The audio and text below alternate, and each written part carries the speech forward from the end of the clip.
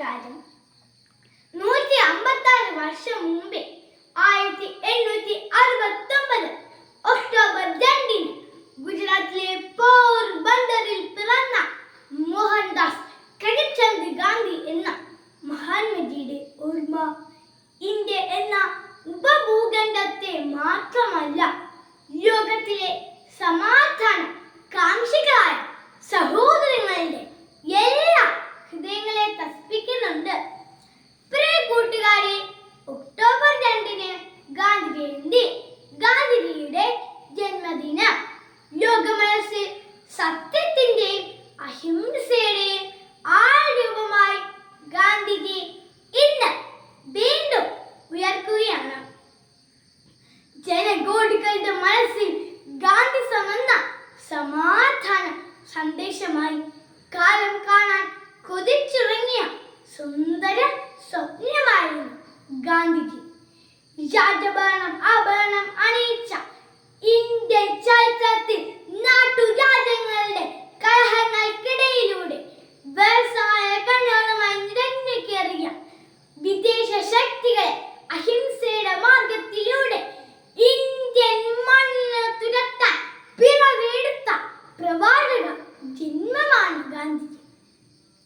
നിങ്ങളെ ഞാൻ അക്രമം പഠിപ്പിക്കുകയില്ല, കാരണം ഞാൻ അതിൽ വിശ്വസിക്കുന്നില്ല.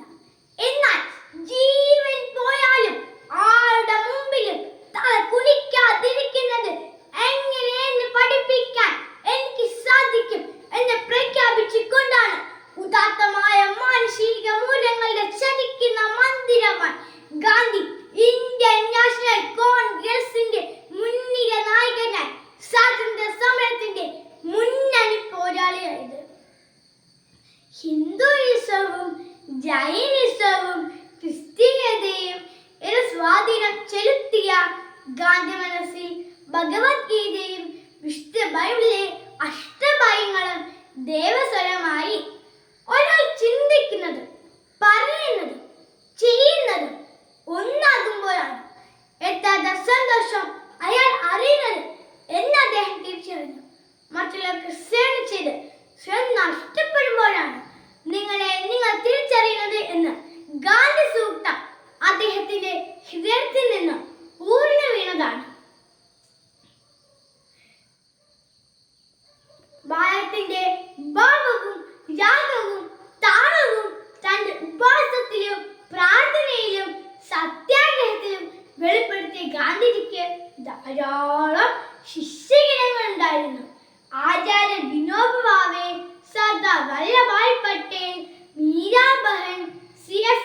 ആൻഡ്രൂസ്, നരഹരി പരീക്കർ, ജയശങ്കർ വ്യാസ്, ഖാൻ, അബ്ദുൽ ഗാഫർ ഖാൻ തുടങ്ങിയ പ്രമുഖർ ഗാന്ധിസത്തിന്റെ അധ്യാപകരായപ്പോൾ ഗാന്ധിജി കാലം തിരിച്ചറിഞ്ഞു ഇന്ത്യയുടെ ഉപ്പരസമായി മാറി.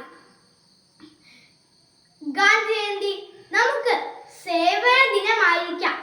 മുൻപ് ഇത് സേവന വാരമായിരുന്നു.